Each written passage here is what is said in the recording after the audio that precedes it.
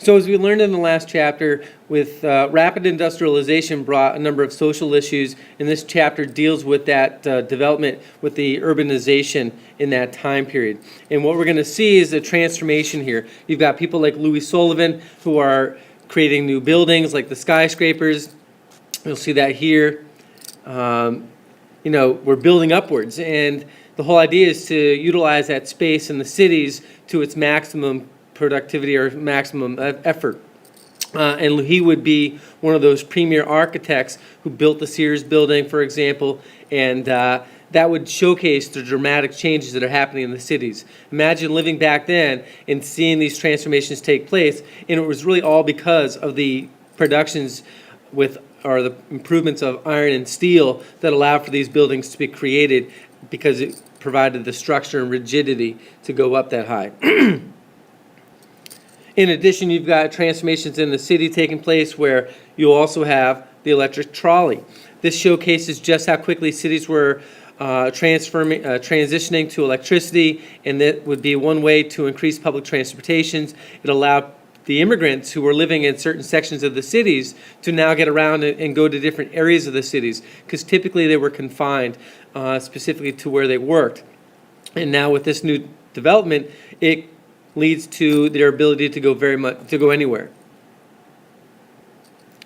Of course, with those transformations, imagine being, a young girl growing up in this new era, and all the transformations and the inventions and the fashions that are coming out.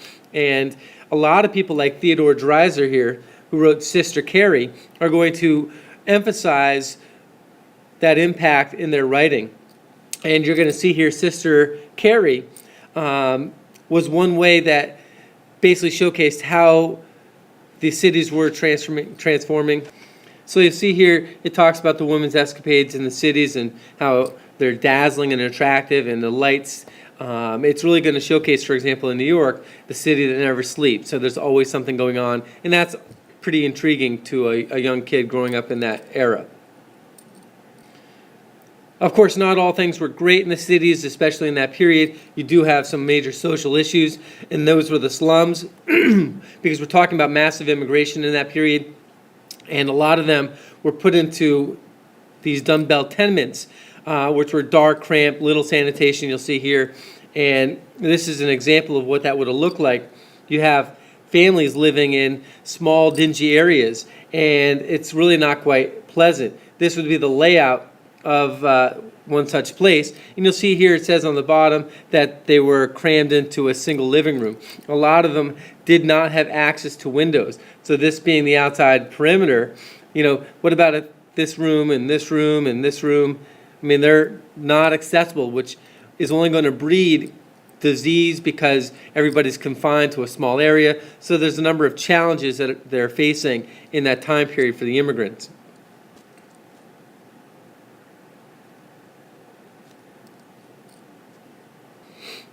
You will notice also that the wealthy, now that they're getting richer because of all the industrialization that's taking place, are going to want to move out of the city. And that's what you see here. They're going to flee to the suburbs. They're going to go outside the city. With the increased transportation methods, it's going to make it easier for them to get back into the city where their occupations are.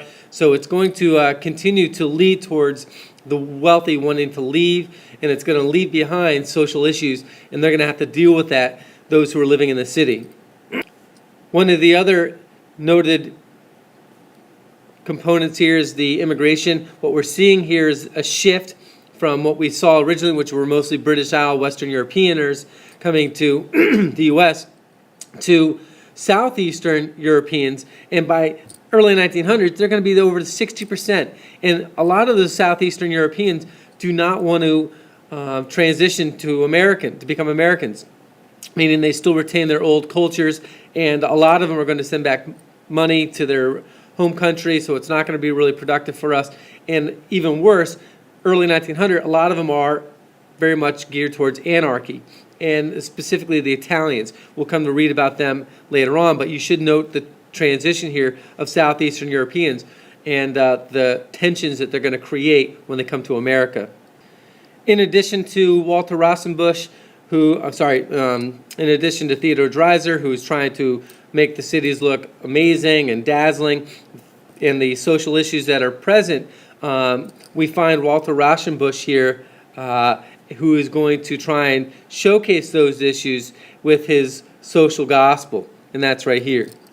And what you're going to see with the social gospel is that the church is going to have to take a greater position or a greater effort here in helping cleanse society of all these problems that are being enacted by the industrialization. And the church has to take that role. So he's got the social gospel movement where everybody's got to come together. A lot of that's going to be fulfilled by the females once again, just like in any other reform era. They're going to take that responsibility on. And some of those reformers are people like Lillian Wald. And she's noted for the Henry Street Settlement with Jane Addams. They're going to help give those immigrants or provide those immigrants with the process of Americanization, teaching them all the practices and traditions, and bringing them into American life.